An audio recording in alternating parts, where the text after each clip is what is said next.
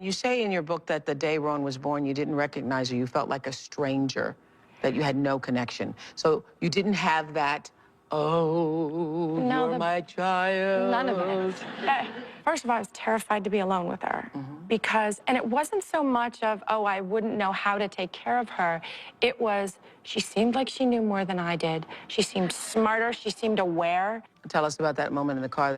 It was this urge to put my foot so far on the pedal in traffic, or I saw the wall. There's this wall on the freeway that's just sort of brick.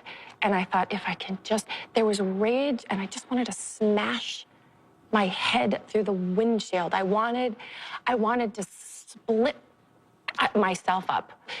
It was such self-hatred, and ironically, the baby was in the back seat. The baby was fine, and she wasn't even crying.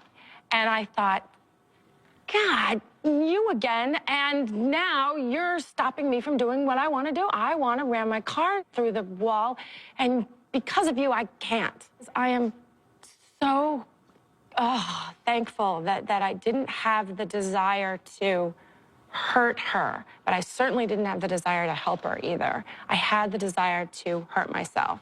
In your book, you said that you were hit with a wave of self-defeat and self-loathing and had an urge at times to smash your head against the wall repeatedly. I wanted to hurt myself. I wanted to obliterate myself. But the weird thing about that is that even sounds dramatic and violent. But the way I was processing it was I would look out the window and I'd think, great, I can just jump out the window.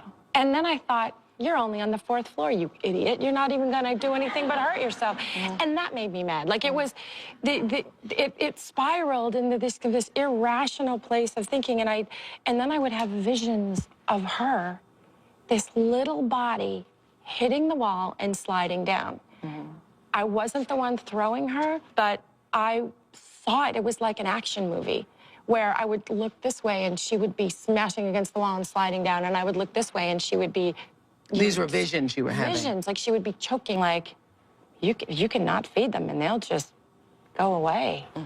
It didn't occur to me to not continue feeding her because I didn't even have the urge to sort of fight anything. Yeah, I have to tell you, I think you're really brave for saying this. Really brave.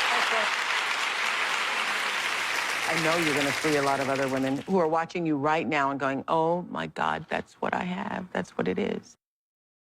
You probably know we won't end the show without asking this question.